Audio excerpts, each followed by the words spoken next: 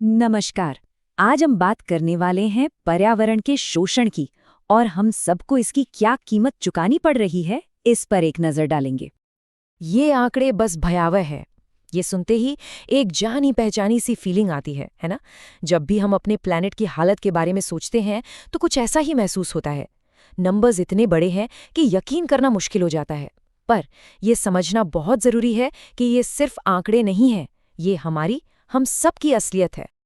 तो चलिए शुरुआत करते हैं उस खतरे से जो हमें हर पल सीधे सीधे प्रभावित कर रहा है।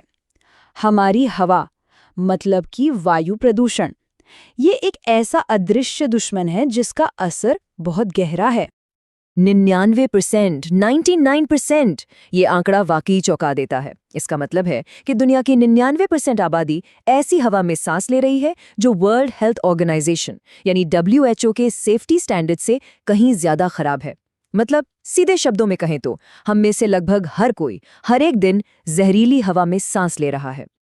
और ये कितना गंभीर है, इसका अंदाजा आप इसी बात से लगा सकते हैं कि आज की तारीख में दुनिया भर में तंबाकू से ज़्यादा मौतें वायु प्रदूषण की वजह से हो रही हैं। जी हाँ, स्ट्रोक, दिल की बीमारियां, फेफड़ों का कैंसर, ये सब सीधे सीधे उस हवा से जुड़े हैं जिसमें हम सांस लेते हैं।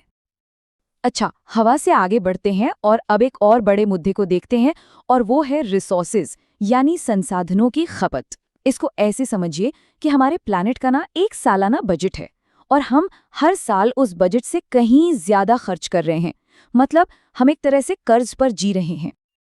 और इसी बात को समझने के लिए एक कॉन्सेप्ट है जिसे कहते हैं अर्थ ओवरशूट डे।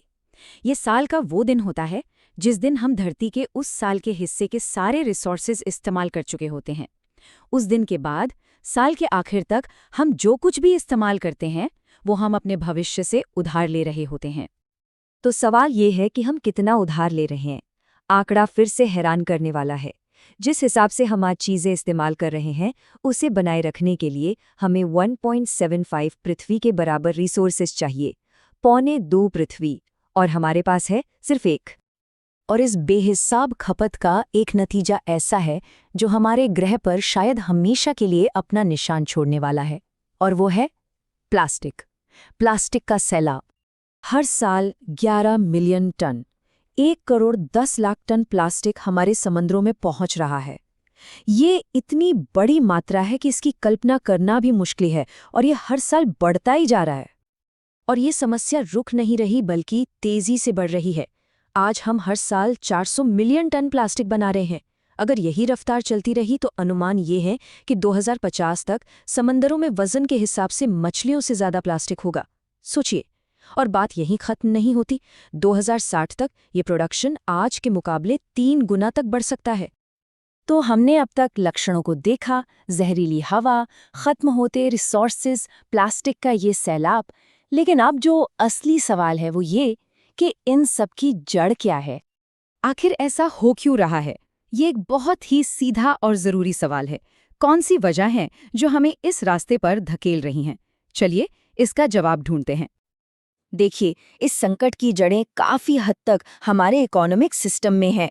बस जल्दी से जल्दी प्रॉफिट कमाने की होड़, सस्टेनेबिलिटी या स्थिरता की परवाह किए बिना तेज इकोनॉमिक ग्रोथ पर जोर देना और धरती जितनी तेजी से रिसोर्सेज बना सकती है उससे कहीं ज्यादा तेजी से उनका इस्तेमाल करते जाना।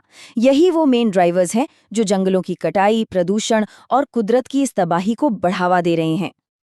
ठीक है, तो समस्या क्या है और क्यों है, ये समझना पहला कदम है। लेकिन अब हमें सॉल्यूशंस यानी समाधान की तरफ देखना होगा। तो आगे का रास्ता क्या है? देखिए, हम जो अपनी तरफ से कोशिशें करते हैं जैसे रिसाइकलिंग वगैरह, वो जागरूकता फैलाने के लिए बहुत ज़रूरी हैं, इसमें कोई शक नहीं। लेकिन जो एक्सपर्ट्स बताते हैं वो ये कि अगर हमें एक असली टिकाऊ समाधान चाहिए तो हमें सिस्टम में बड़े बदलाव लाने होंगे। ऐसे बदलाव जो सरकारें और बड़ी बड़ी कंपनियां करें। तो ये बदलाव कैसे हो सकते हैं? पहला, सर्कुलर इकोनॉमी मॉडल को लागू करना। मतलब एक ऐसा सिस्टम बनाना जिसमें वेस्ट या कचरा कम से कम हो और रिसोर्सेज को बार बार इस्तेमाल किया जा सके। दूसरा, फॉसिल फ्यूल यानी पेट्रोल डीजल पर जो सरकारी सब्सिडी दी जाती है उसे खत्म करना। तीसरा, कंपनियों को उनके फैलाए प्रदूषण और पर्यावरणीय नुकसान के लिए जिम्मेदार ठहराना। और चौथा, रिन्यूएबल एनर्जी जैसे सोलर और विंड पावर और सस्टेनेबल खेती को बड़े स्केल पर बढ़ावा देना।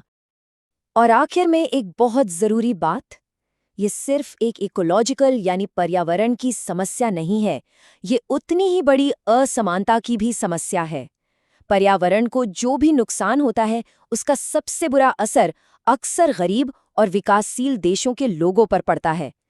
ये हमें याद दिलाता है कि अपने प्लैनेट को बचाने की लड़ाई असल में इंसानों के लिए बराबरी की लड़ाई भी है।